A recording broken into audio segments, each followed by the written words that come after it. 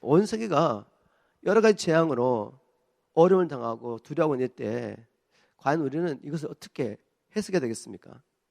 역대상 12장 32절에 보니까 이런 말씀이 기록되어 있습니다.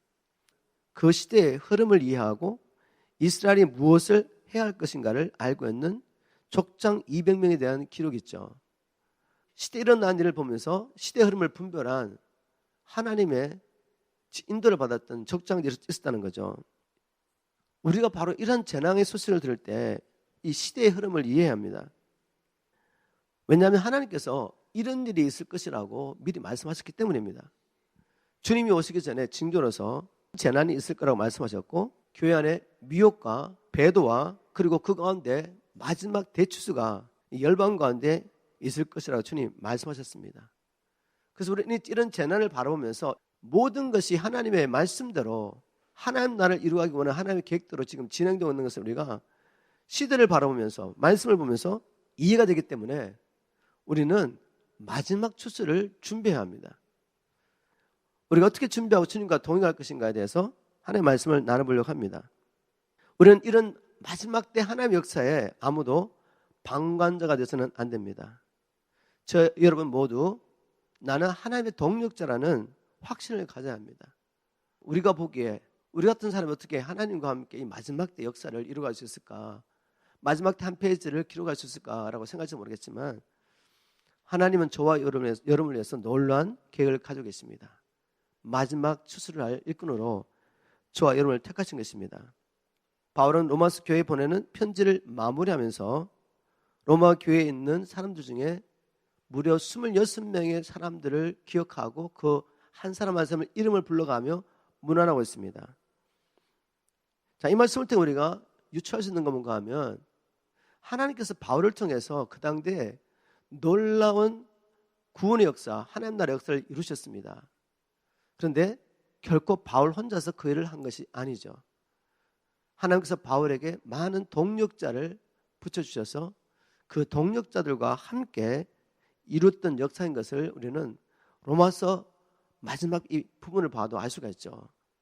바울과 함께 했던 수많은 동력자들의 이름이 나오고 있습니다. 그 중에 우리가 잘 아는 브리스길라와 아굴라의 이름은 나오고 있죠. 이 말씀을 통해 우리가 알 수 있는 영적 원리가 뭔가 하면 하나님은 하나님의 나라를 이루어가는 이 역사 가운데 결코 우리가 혼자 하기를 원치 않는다는 것입니다. 성경의 원리가 뭐냐? 하나님의 역사는 항상 함께함을 통해 이루어진다는 것입니다. 심지어 하나님 천지 만물을 창조하실 때도 혼자서 창조하지 않습니다. 성부, 성자, 성령 하나님이 함께 하신 것을 우리가 알 수가 있죠. 그리고 하나님께서 아담을 창조하신 후에 네가 이 땅을 정복하고 다스리라 라는 사명을 주신 후에 아담 혼자서 일을 하게 한 것이 아니라 하와라는 돕는 배필을 창조하셔서 동력하게 하셨습니다. 하나님의 역사 계속해서 보니까 동력이죠. 자, 나중에 하나님께서 모세라는 사람을 통해서 이스라엘 민족을 구원한 후에 그 수많은 백성을 모세 혼자서 다스릴 수가 없습니다.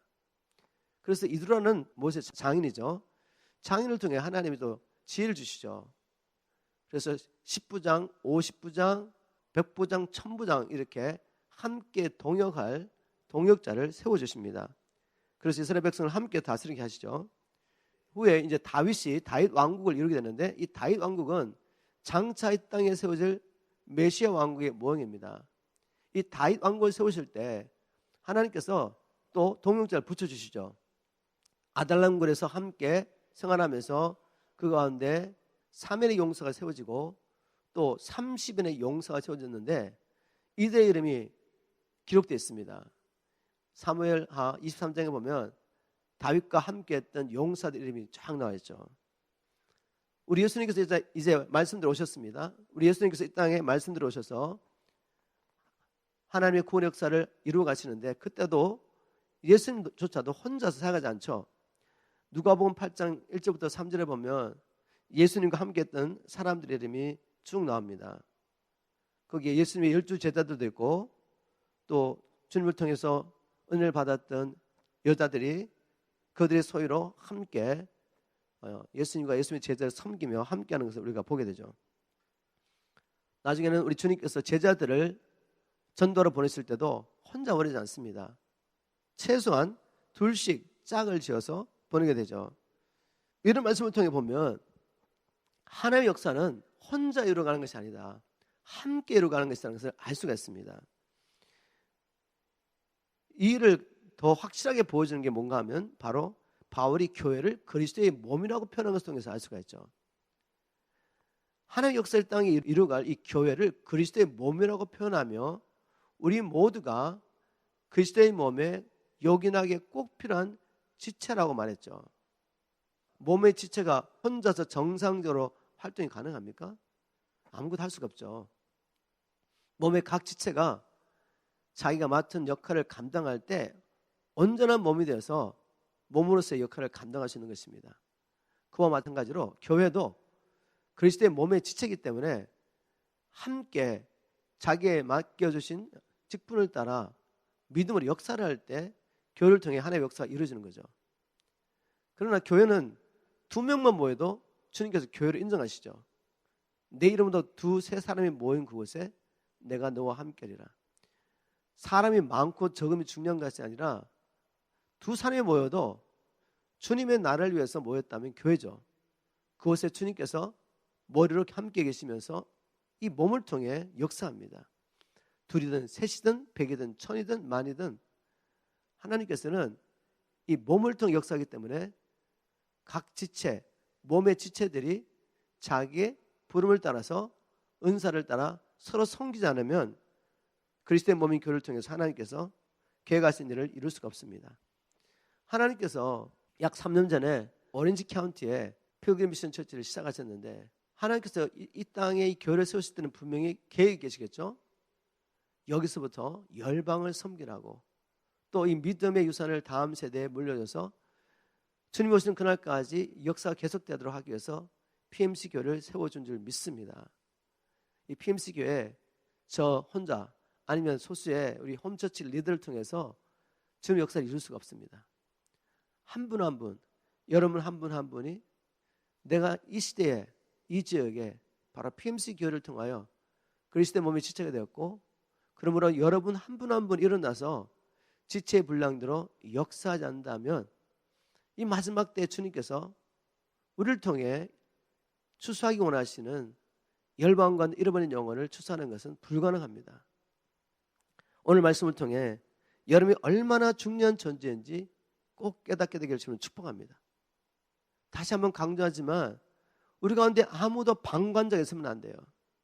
우리 모두가 주님이 부르신 동력자라는 확신을 성령을 통하여 오늘 아침에 다시 한번 새롭게 하시기를 주님으로 축복합니다. 그 외에 다른 이야기 내가 뭘 할 수가 있어. 그냥 나는 이 교회 그냥 출석만 해도 나의 의무를 다하는 거야. 이런 이야기는 하나님께 온 것이 아닙니다. 여러분을 여전히 묶어놓고 노예로 삼으려고 하는 우리 원수, 우리 옛 주인 마귀가 던져준 거짓말이죠. 이 거짓말을 물리치고 한 사람 한 사람을 하나님이 마지막 때에 마지막 추수를 위해서 동력자로 불러주신 주님의 말씀에 동의하고 말씀에 붙잡혀 남은 생을 사시기를 주님으로 축복합니다. 또 두 번째 우리가 나누고 싶은 거, 이 마지막 추수를 위해서 필요한 것은 저는 성령에서 확신하고 있는데 그것은 우리 교회 모임의 형태 변화가 필요하다. 원래 주님께서 디자인하신 교회의 모습을 우리가 발견하고 그 모습으로 변화돼야지 마지막 때 마지막 추수를 해서 준비할 수 있겠다는 확신이 있습니다.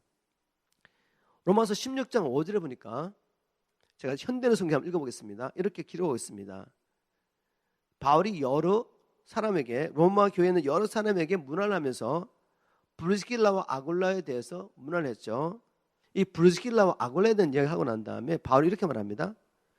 그들의 집에서 모이는 교회에도 문안해 주십시오. 여러분 좀 주목하실 것은 뭔가 하면 바울이 브리스길라와 아굴라의 집에서 모이는 교회에게 문안해 달라고 부탁한 것입니다. 로마에 수많은 성도들이 있었지만 그들이 어떤 한 장소, 건물 안에서 모인 게 아니라 바로 흩어진 가정에서 모임을 가졌다는 걸 알 수가 있습니다. 가정교였던 거죠. 바울서 선서를 보면 이게 아주 뚜렷하게 나타납니다. 제가 몇 가지 성경 구절만 뽑아서 함께 읽어보도록 하겠습니다. 하나님께서 계획하신 교회 공동체, 모임은 가정에서 이루어졌다. 가정교였다는 거죠. 그런 증거들이 신약 성경에 나타나고 있는데 특별히 바울서 신에 나타나고 있습니다. 고린도전서 16장 19절 쉬운 말 성경으로 제가 읽어보겠습니다. 아시아 지역의 여러 교회들이 여러분께 문안 인사를 드립니다. 아굴라와 브리스가 그리고 그들 부부의 집에 모이는 사람들이 모두 주 안에서 여러분께 문안 인사를 드립니다. 지금 여기 또 아굴라, 브리스길라 이 부부들 집에 모이는 교회라는 얘기를 하고 있죠, 바울이. 골로새서 4장 15절 현대의 성경입니다. 라오디게에 있는 형제들과 눈바와 그녀의 집에서 모이는 교회의 안부를 전해 주십시오. 교회가 집에서 모였다고 이야기하고 있죠. 빌레몬서 1장 2절에도 이렇게 기록하고 있습니다. 또 그대 집에서 모이는 교회의 모든 성도들에게 이 편지를 씁니다. 자, 한결같이 바울이 교회가 어디 있다고 고백하고 있죠? 집에서 있는 교회 이렇게 기록하고 있습니다. 그러면 초대교회의 모든 모임들은 오늘 전통적인 교회 모습과는 좀 다르게 어떤 특정 건물에서 모인 것이 아니라 이 복음을 전하고 영혼들을 지금 예수의 제자로 훈련하고 있는 바로 그 사람의 집, 그 가정에서 모였다는 것을 알 수가 있죠. 자, 제가 이제 이렇게 이야기하면 어떤 분은 목사님, 사도행전을 보니까 집에서도 물론 모였지만 예루살렘 성전을 중심으로 모이지 않았습니까? 예, 물론 처음 예루살렘 교회가 시작될 때 사람들이 성전과 가정에서 함께 모였습니다. 그러나 우리가 꼭 기억할 것은 그 시대의 배경을 이해하셔야 됩니다. 초대교회 예루살렘 교회 성도들은 모두 유대인들이었습니다. 유대인들은 유대교 관습과 전통에 묶여있는 사람들이죠. 그래서 이들이 성령을 받고 예수를 모셔드리고 난 다음에도 유대교의 전통과 관습을 버리지 못합니다. 이제까지 지켜던 절기를 다 지키고 유대교의 관습 가운데서 그들이 행했던 일을 행했던 것입니다. 그래서 당연히 성전을 중심으로 모든 활동들이 이루어진 것은 당연한 것입니다. 자, 그런데 이것은 하나님의 계획은 아니었죠. 왜냐하면 성전이라는 것은 오실 메시아에 대한 모형으로서 그 모형 그림자를 통해 오실 그리스도를 바라보고 기다리라고 주신 것인데 이제 진짜가 어쩌지 않습니까? 메시아가 오신 것입니다. 그렇다면 이제 성전은 모형은 더 이상 필요가 없는 것이죠. 그리고 우리가 아는 것은 이제 예수 그리스도를 주라고 고백하고 성령을 받은 우리가 우리 몸이 성전입니다. 자, 그런데 예수 그리스도를 믿었던 유대인들은 고정관념을 버리지 못했기 때문에 성전을 또 중심으로 모이고 또 가정에서도 모였죠. 그러나 이제 시간이 지나면서 성전에서 모이는 일은 폐쇄가 됩니다. 더 이상 할 수가 없는 거죠. 어떤 일이 있었습니까, 여러분? 바로 스데반의 일로 말미암아 사도행전 8장에 보니까 예루살렘 교회에 엄청난 핍박이 오게 됩니다. 그래서 그들이 다 흩어져가 가는 것마다 복음을 전했는데 그들이 복음을 전하고 난 다음에 우리가 생각하는 전통적인 회당 같은 건물을 짓고 거기서 모여서 예배드렸다고 생각하는 사람은 아무도 없을 겁니다. 우리가 확신할 수 있는 건 뭔가 하면 성전에서 모이던 그 교회가 다 흩어지고 난 다음에 그들이 가서 복음을 전하고 시작한 교회는 다 가정을 중심으로 모였구나라는 것을 우리가 추측할 수 있습니다. 제가 나누고 싶은 건 뭔가 하면 이제 교회 모임을 원래 하나님께서 계획하신 이 가정교로 회복되는 일이 너무나도 필요하다는 것입니다. 자, 이것이 왜 이렇게 중요합니까? 때 추수를 위해서 또 마지막 때 일어날 일 생각할 때 우리가 가정교로 원래 하나님께서 계획하신 가정교로 회복하는 일은 너무나도 중요합니다. 우리 안에도 진리와 관계없이 어떤 교회 이제까지 내려온 교회 관습과 전통들이 우리 안에 경관진으로 자리 잡고 있기 때문에 이 진리의 말씀을 듣고도 진리의 말씀을 따라 행하는 것이 아주 부자연스럽습니다. 어떤 것들이 있냐면 우리 안에는 이런 게 있습니다. 잘 들어보세요. 여러분 안에도 있습니다. 우리 안에는 교회가 개척되려면 그래도 신학교를 졸업하고 어떤 특정 교단에서 안수받은 사람, 목회자가 있어야지 교회가 개척될 수 있다고 생각합니다. 여러분이 나가서 복음 전하고 여러분 집에 여러분이 전도한 사람을 데려와서 같이 교제를 나누고 그들을 양육하고 예배를 드리고 그 가정에서 모이는 가정교회를 정말 교회라고 인정할 수 있습니까? 여러분이 우리가 생각하는 이런 센터 처치 같은 이런 교회가 없이 여러분 가정에서 한 사람은 전도해서 아니면 그런 사람도 없이 여러분 가정 식구들만 함께 모여서 예배를 드리고 이걸 교회라고 여러분 인정할 수 있겠어요?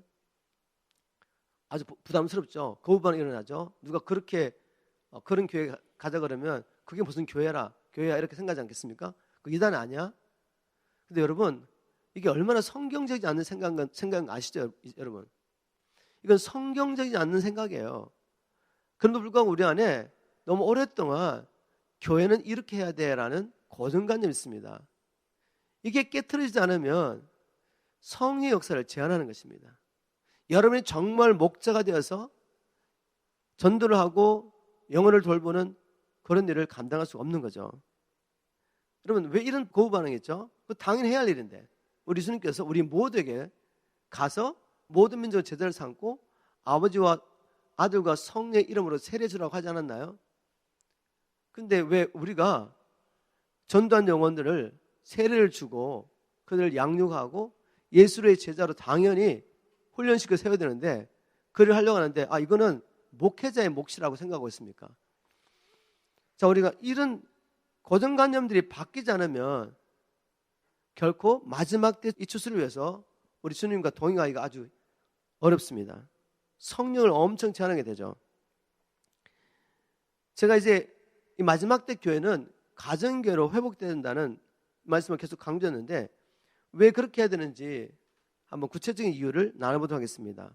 첫 번째는 뭔가 하면 교회는 생명 없는 조직 공동체가 아니라 한 생명을 나누는 생명 공동체입니다. 잘 아시죠? 세상의 다른 공동체들은 자기의 공동 유익을 위해서 모여있는 조직체죠. 그죠? 조직 공동체죠. 그렇지만 우리는 한 생명으로 거듭났고 한 분 하나님을 아버지로 모시고 있는 바로 가족 공동체입니다. 생명 공동체요, 가족 공동체죠. 가족처럼 함께 모여서 서로를 향한 하나님의 사랑을 나누고 함께 세워가야 할 그런 공동체입니다. 교회 사이즈가 크든 작든 전통적인 이 교회 생활을 하다 보면 몇 년 동안 같은 교회를 다녔는데도 옆에 있는 사람의 속사정을 알지 못할 때가 참 많습니다. 그렇게 해서는 가족 공동체가 될 수가 없겠죠. 생명을 함께 공유하면서 한 몸으로 하나의 역사를 이룰 수는 없겠죠. 그냥 형식적으로 교회 와서 예배드리고 형식적인 교제를 나누고 있는 것입니다. 여러분 이렇게 해가지고는 성령의 나타남을 기대할 수가 없어요.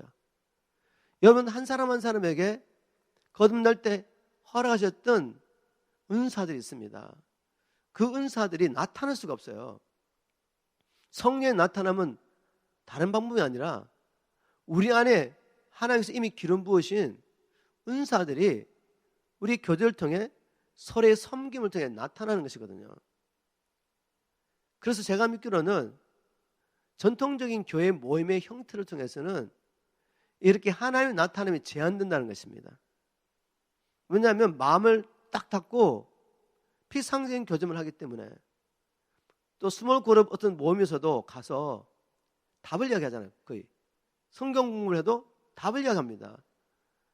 그것이 아니라 우리가 함께 생명을 나누고 은사로 서로 섬기며 하나가 되고 그리스도의 사랑을 함께 나누면서 그리스도를 우리의 몸을 통해 나타내려면 반드시 마음을 열어야 합니다. 마음을 열고 내 허물과 내 연약함을 고백하고 병 낫기 위해서 성경의 말씀대로 죄를 고백하고 함께 기도할 때 그때 우리 안에 주신 은사들이 나타나며 성령의 나타남으로 치유가 일어나고 교회가 함께 사랑 안에서 세워지게 되는 것입니다. 물론 이렇게 우리가 가까이 교제를 하다 보면 마음을 열고 우리 죄를 고백하고 연약할 고백하다 보면 처음에는 어려울 수 있습니다.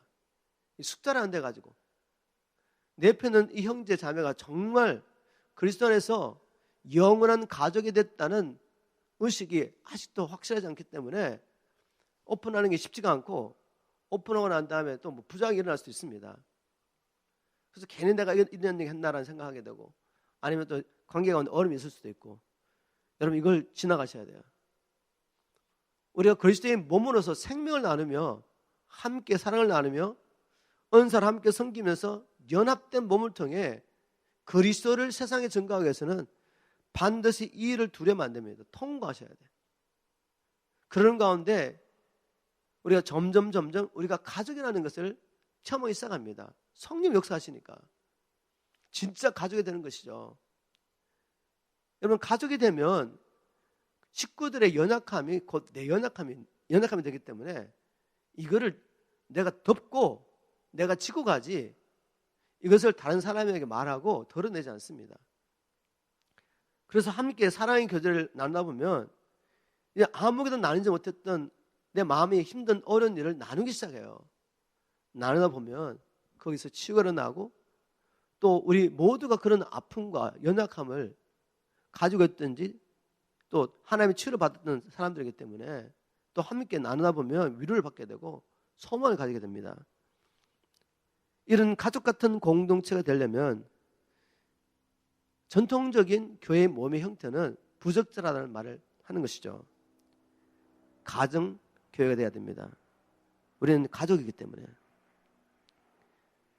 그리고 우리가 또 가정교회로 모여야 할 또 다른 이유는 교회의 모든 지체들이 하나님께서 자기 주신 은사를 따라 사랑 안에서 서로 섬기기 위해서는 가정교회가 가장 적절하는 것입니다. 전통적인 교회의 모습을 보십시오. 예를 들면 이제 주일날 우리가 예배를 드린다. 그러면 항상 담임 목사가 설교를 하면서 거의 대부분의 시간을 차지합니다. 그리고 소수의 사람이 헌신하게 되죠. 밥을 먹고 교제를 해도 소수의 사람만이 헌신해서 어떤 몸을 이끌어갑니다. 그래서 대부분의 사람들이 그냥 예배에 참여하는 이것, 또 스몰 그룹에 참여하는 이것을 가지고 자신의 사명을 다 감당했다, 내가 해야 할 일은 다 했다고 생각하는 거죠. 자, 이런 상태에서 거의 대부분의 사람은 은사를 사용하지 못합니다. 이 소수의 사람만 열심히 해서 사역하다 보니까 또 지치게 되죠. 자, 이런 교회를 통해서는 몸이 부자야죠. 육신적인 몸도 몇 부분만 움직인다면 다른 부분은 움직이지 않는다면 이건 기형아가 되거나 아니면 핸디캡이 되죠. 그죠? 마찬가지입니다. 교회도 소수의 사람만이 움직여가지고는 온전한 그리스도의 몸으로서 주님의 사명을 감당할 수가 없어요. 그러면 어떻게 교회가 교회로서 펑션이 가능하냐? 모든 지체가 하나님께서 자기의 주신 은사를 따라 사역을 해야 합니다. 에베소서 우리 4장 11절 12절 말씀을 봐도 모든 성도들이 사역을 해야 한다는 것을 우리가 알 수가 있죠. 하나님께서 교회 특별히 사도들과 예언자들과 그리고 전도자들과 목사와 교사라는 특별한 전임 사역자를 세우십니다. 그럼 이 전임 사역자들이 순회를 하면서 여러 지역을 순회하면서 가정교회를 섬기죠.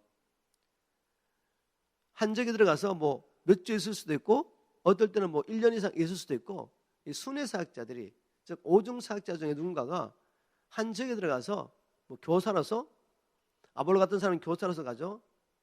바울은 물론 전도자이며 또한 사도이며 교사로서 사역하기도 하고, 한 사람은 여러 가지 펑션을 할 수 있습니다.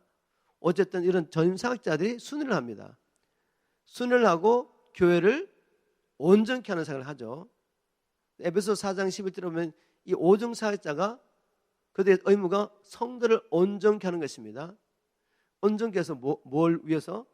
성도들이 온전케 되면 이제 봉사일을 하게 되죠. 영어로는 work of ministry, 즉 성도들이 사역을 한다는 것입니다.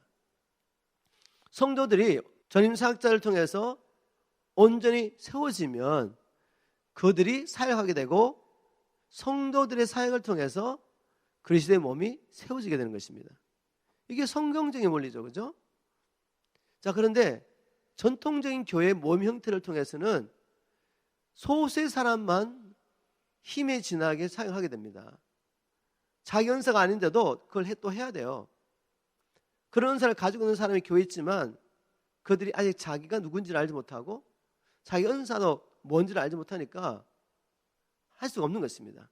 늘 방관적으로 성경을 받는 대상을 잃게 되는 거죠. 자, 이런 일이 일어나서는 안 된다는 겁니다.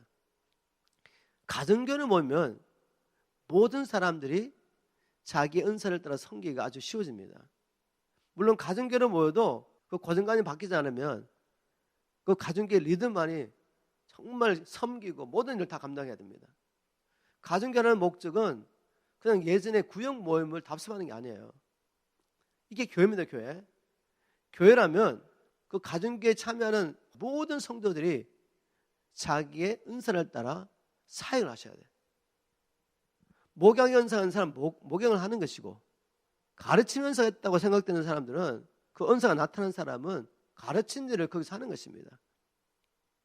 섬기는 일에 부르심이 있다면 섬기는 일을 하는 것이고, 또 어떤 사람은 전도와 선교에 영구원에 남다른 열정이 있습니다. 그 사람은 물론 자기가 나와서 전도도 하고 또 선교도 하지만 그 가정교회가 함께 그를 감당할 수 있도록 격려하고 영향을 미치고 전도와 선교의 문을 열어야죠. 이런저런 모양으로 예배와 기도에 은사한 사람은 예배 기도 인도를 하는 것입니다.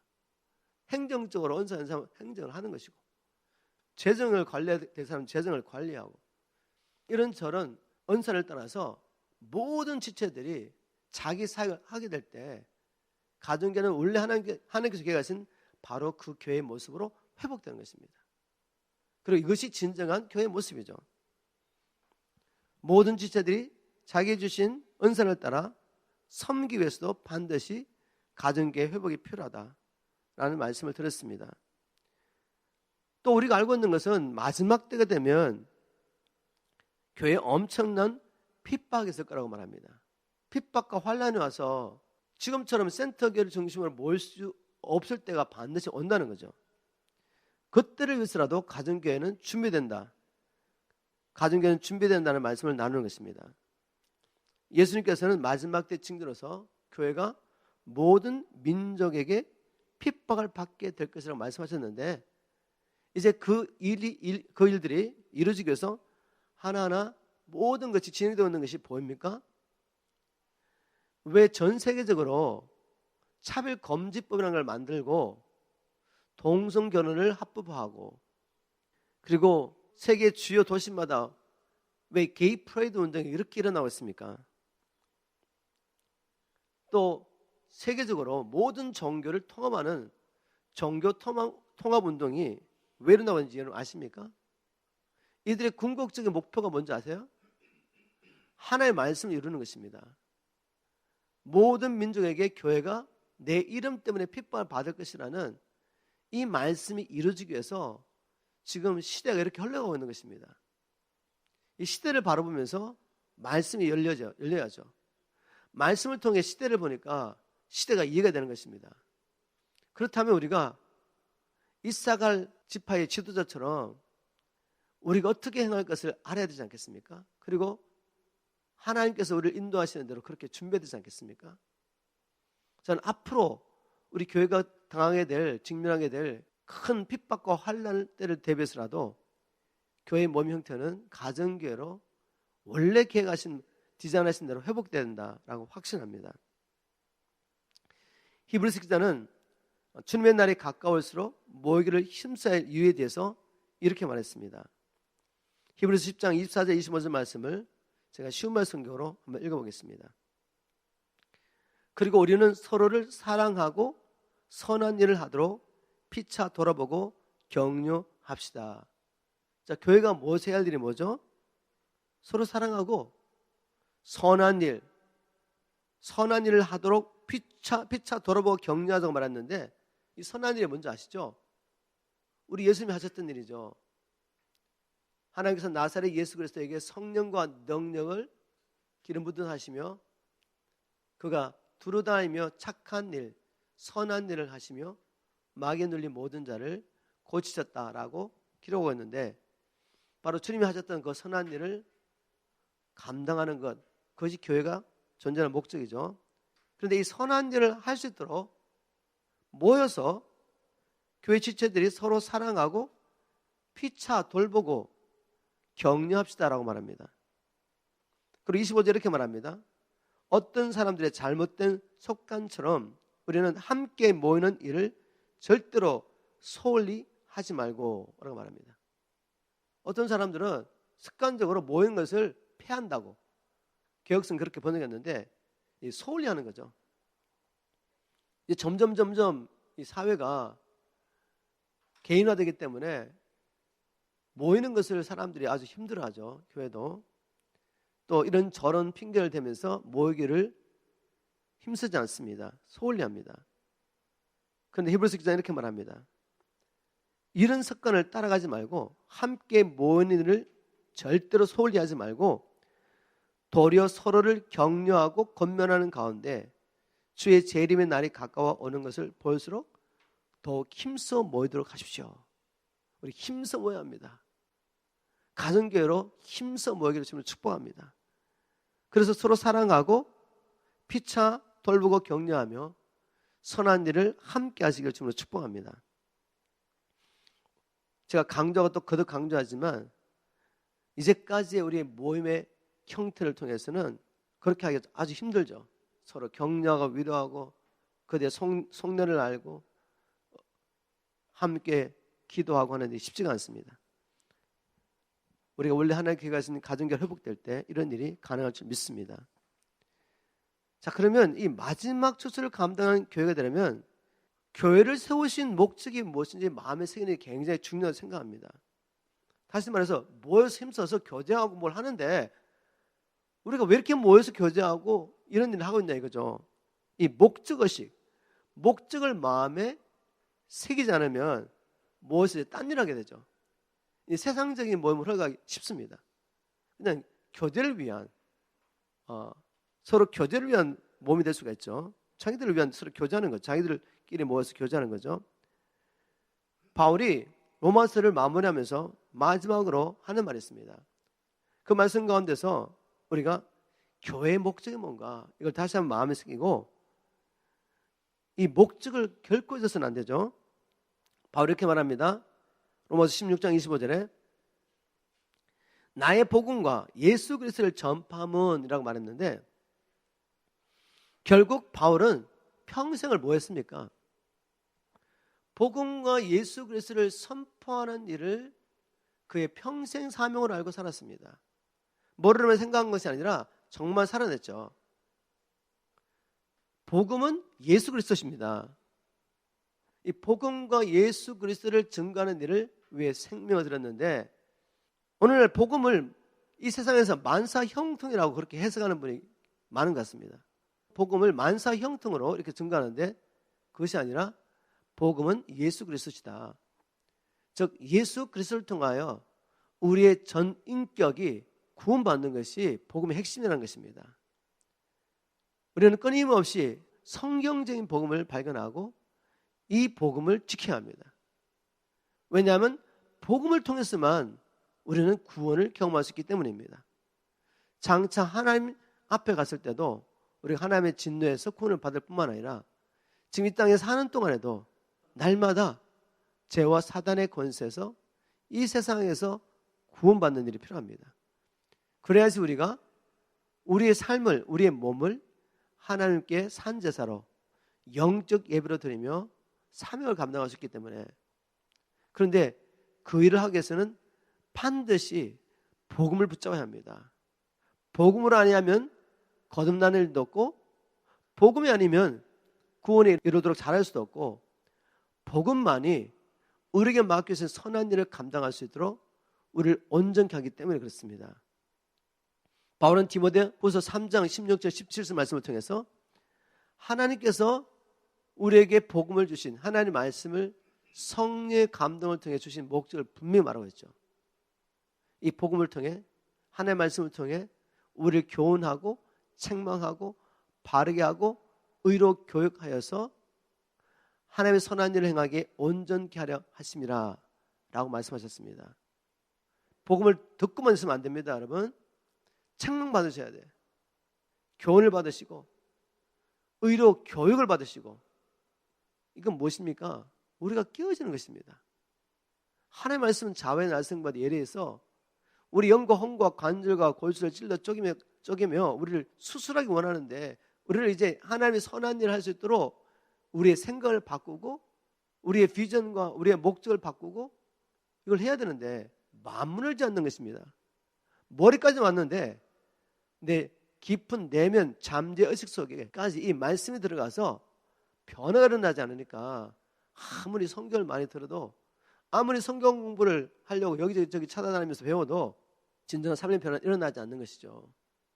하나님께서 우리에게 복음을 주신 이유는 우리의 마음의 변화를 통해 하나님의 기뻐하시고 선하시고 온전한 뜻이 무엇인지 알게 하시고, 그래서 우리의 삶을, 우리의 몸을 실제적으로 거룩한 산 제사로 드림으로 하나님께 영적 예배를 드리게 하기 위함이라는 것을 꼭 기억하십시오. 그래서 교회에서는 날마다 모일 때마다 모든 말씀을 통해 예수 그리스도와 복음이 선포되어야 합니다.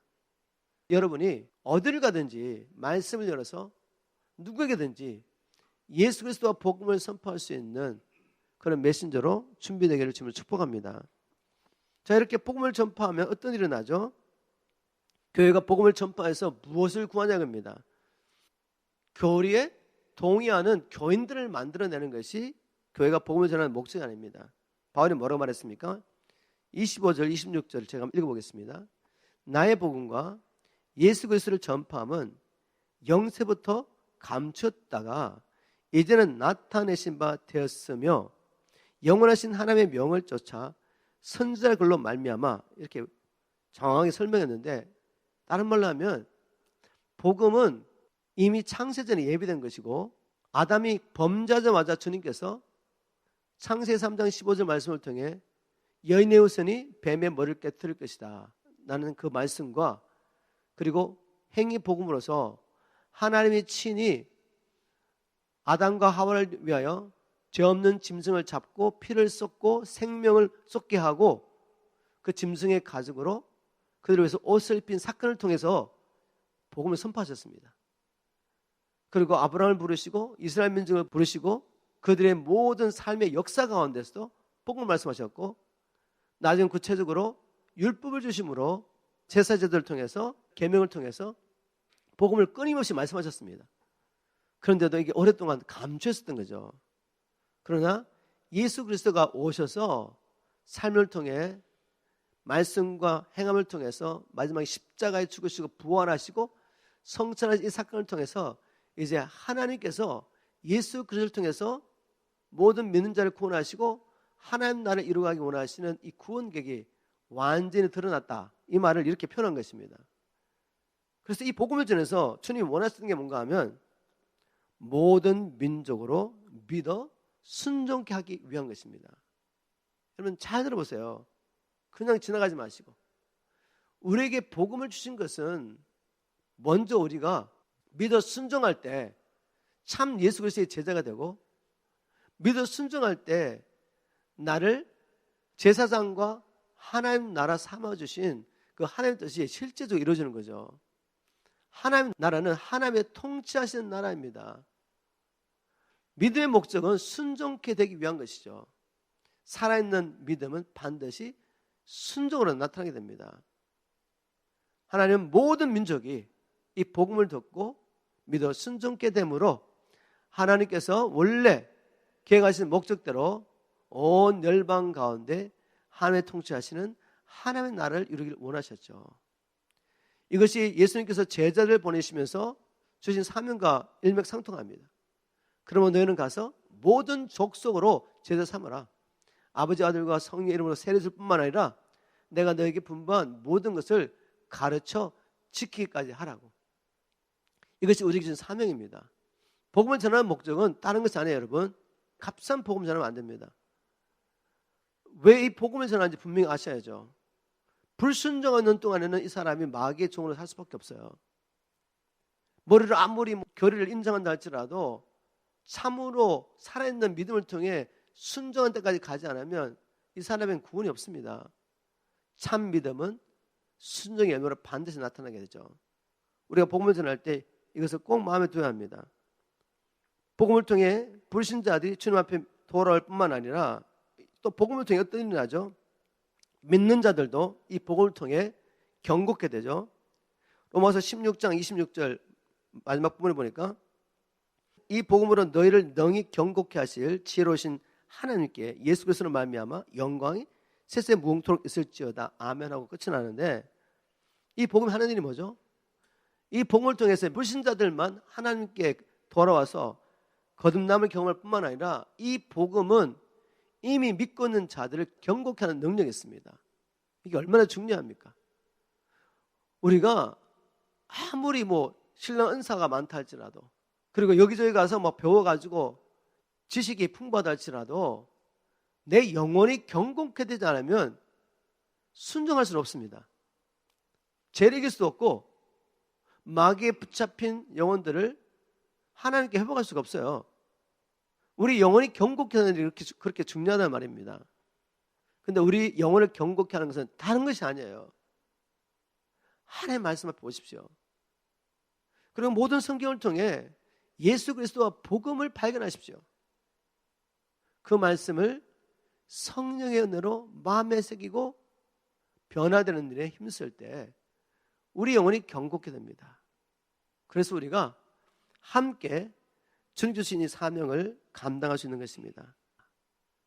저와 여러분이 이사갈의 지도자처럼 시대 흐름을 이해하고 다가올 미래를 준비하게 되기를 주님으로 축복합니다. 그래서 주님 오시는 그날까지 진정한 교회에서 우리 핌수교회가 이 땅에 있게 되고 사명을 감당하면서 하나님께 영광을 돌리고 주님 오시는 그날 영광스러운 모습으로 우리 주님 맞이하게 되기를 주님으로 축복합니다.